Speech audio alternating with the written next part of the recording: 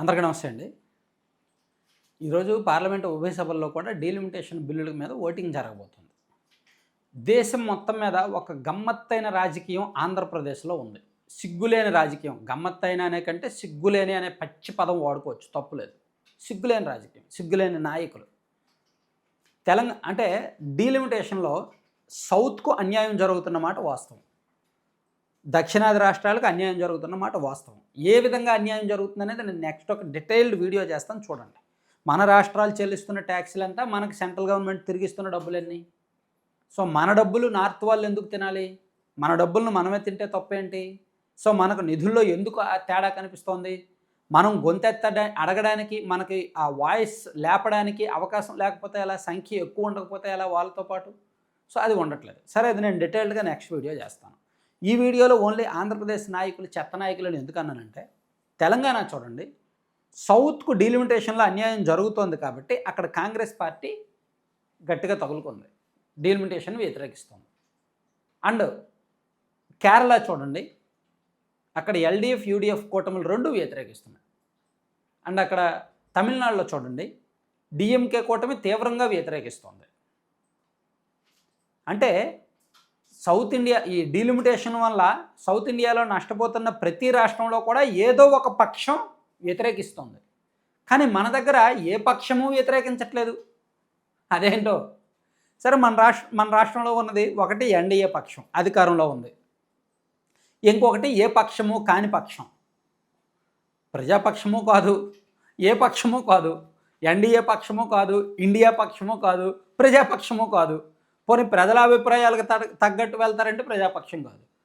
So only Narendra Modi గారి పక్షం లేదా అమిత్ షా గారి పక్షం వీళ్ళు. ఎన్డీఏ పక్షం కాదు, ఎన్డీఏలో చేరరు. కానీ నరేంద్ర మోదీ గారు ఏం చెప్తే చేస్తారు. సో ఇక్కడ ఓకే, తెలుగుదేశం పార్టీ ఎంపీలు 16 మంది ఉన్నారు, బీజేపీ ఎంపీలు 3 ఉన్నారు, జనసేన ఎంపీలు 2 ఉన్నారు, 21 మంది ఉన్నారు. సో వాళ్ళు ఎన్డీఏలో భాగస్వాములుగా ఉన్నారు కాబట్టి వాళ్ళకి తప్పదు. రాజకీయంగా వాళ్ళు ఆ పొత్తుల్లో భాగంగా ఉన్నారు, సెంట్రల్ గవర్నమెంట్లో భాగస్వాములుగా ఉన్నారు కాబట్టి వాళ్ళు అనుకూలంగా ఉండాల్సిందే. వైసీపీకి ఏం నొప్పి? వైసీపీ అరే సౌత్కి అన్యాయం జరుగుతుంది, మేము ఒప్పుకోం అని చెప్పొచ్చుగా.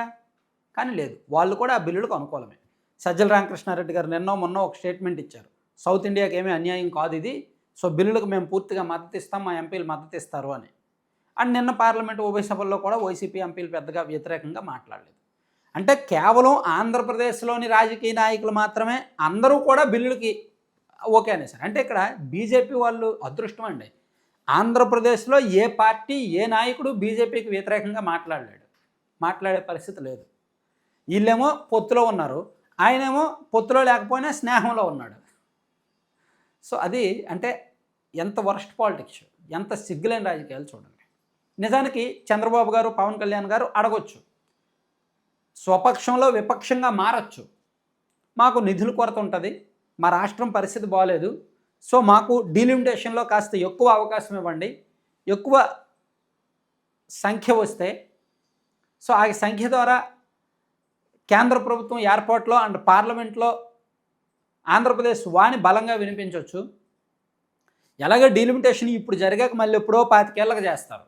సో ఈ 25 ఏళ్ళు ఇదే సంఖ్యతో మనం ఎందుకు ఉండాలి? ఈ 25 ఏళ్ళు ఇంకా నార్త్ ఇండియా డామినేషన్ ఎందుకు కొనసాగాలి మన మీద? సో ఇదే మంచి అవకాశం కదా, నార్త్కి సౌత్కి ఈక్వల్ అవకాశాలు ఇవ్వమని అడగడానికి, గట్టిగా అడగడానికి.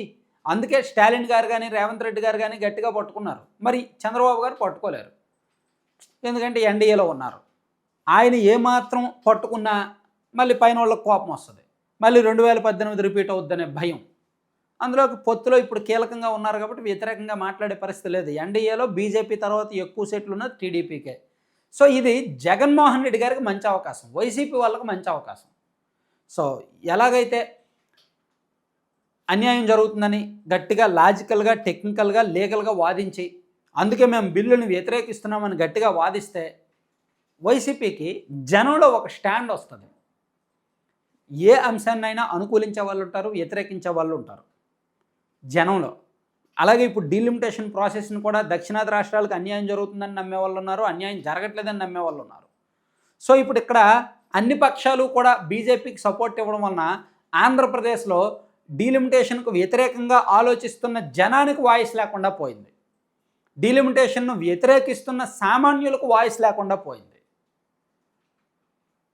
వైసీపీకి అవకాశం ఉంది.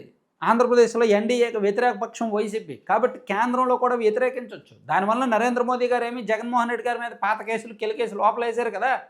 దానివల్ల వివేకానంద రెడ్డి గారి కేసును మళ్ళీ కేసు లోపల వేశారు కదా. సో మా రాష్ట్రం వానది, మా ఏరియా మా ప్రాంతం వానది.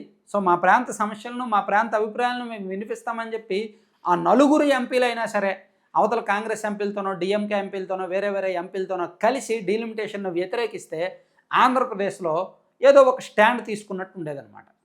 సో ఇక్కడ షేమ్లెస్, సిగ్గులేదు.